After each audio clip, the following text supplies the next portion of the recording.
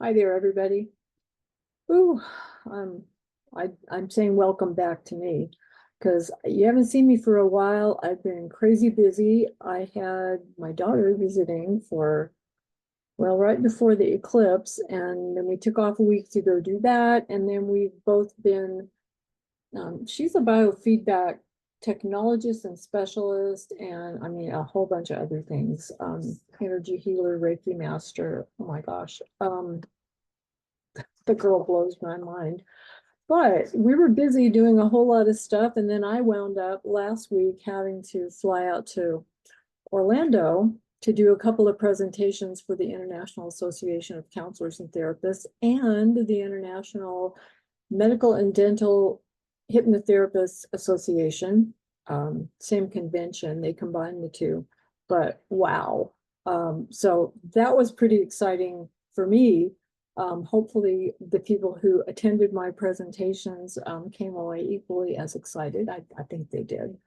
But I picked up so much cool information. Just, sometimes just a slight switch, just a little elevation, a change in paradigm thinking, something simple can change everything. And so I wrote down a couple of things that I wanted to share with you guys. Hopefully, you can take it to the next level in not just in court reporting, but in life. These were amazing. One guy, I don't even remember who he was. I was so intent on taking notes so I could share them. But he said in his life, what he's constantly telling himself is to reach for the edge, reach for the edge. And I'm not sure that is like the cliff that we go fall off of. I don't think that's what he meant, but he really hit on some points that do come home for court reporting. Like there's no point in doing something you know you can do in school, especially. And that takes me back to something that Molly Cooper, um, amazing Molly Cooper, who got out of school in California, qualified to take the California state test, took the test the first time and passed it on the machine in 1 year, 1 month, and 13 days. And she was out working from start to finish.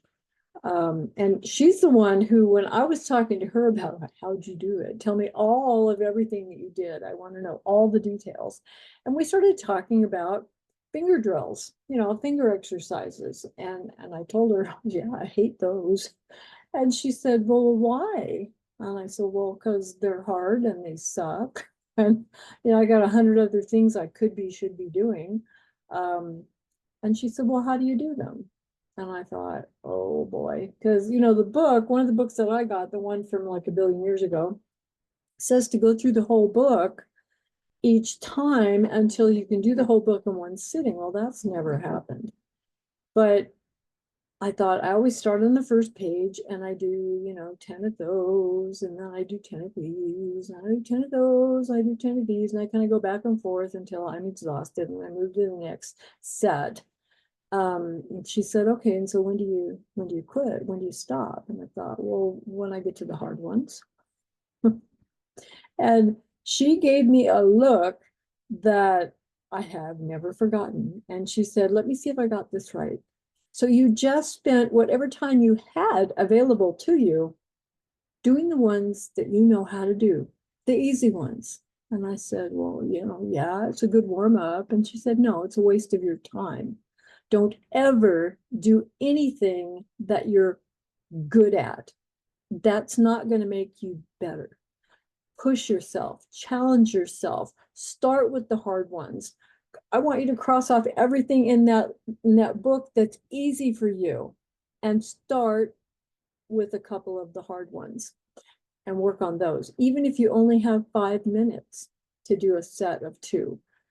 And even if you have to literally carve out each set slowly, deliberately, it will make you better than doing something you're already good at. So that was the point that came home to me when this guy said, there's no point in doing something you know you can do.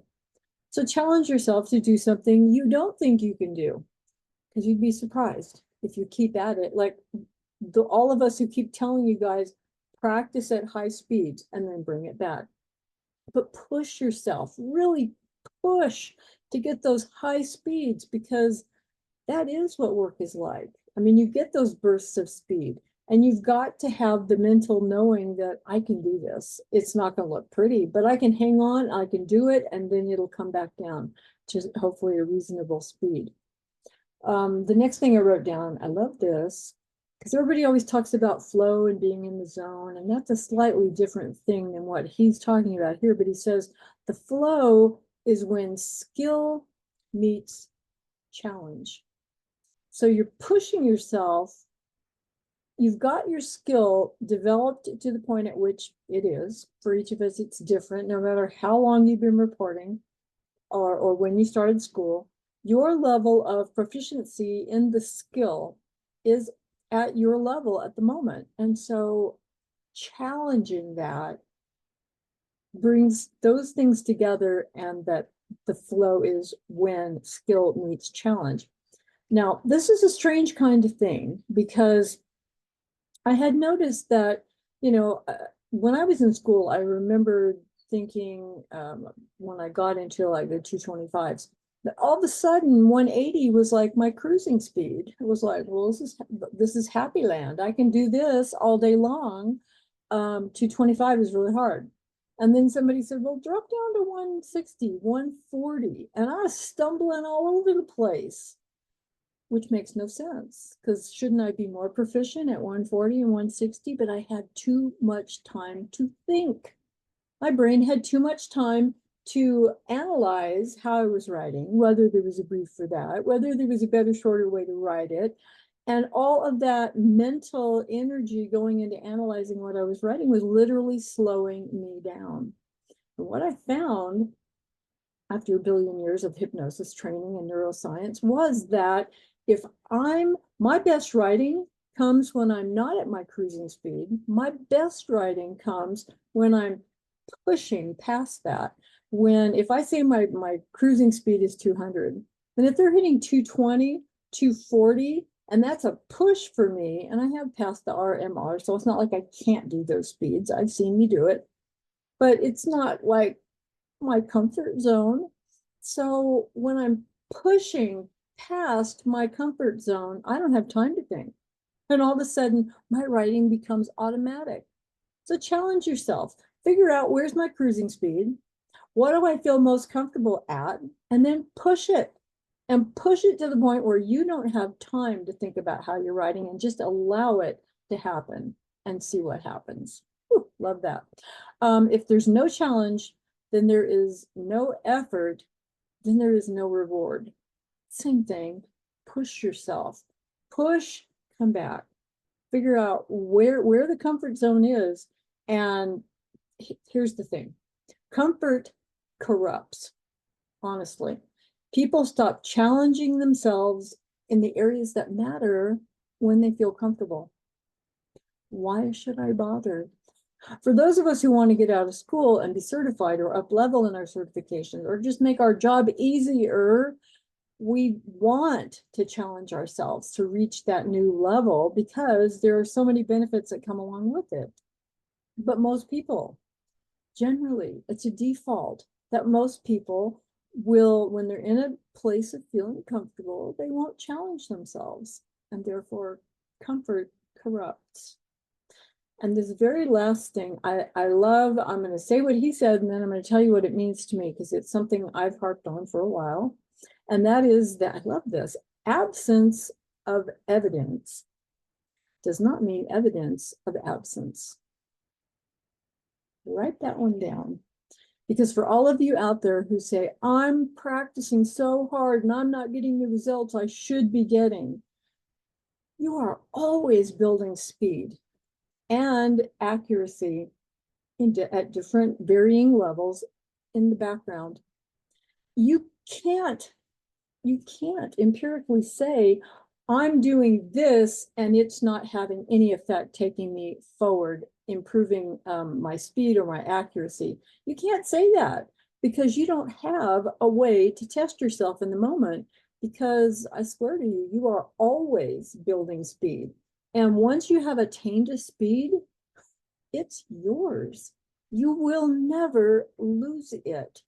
I was off of the machine for 8 years at one point in my life. I came back and never thinking I'd touch a steno machine again. And in 3 weeks, I took the Nevada State test, and it's not a giveaway test. And I passed it, having not touched a machine for 8 years.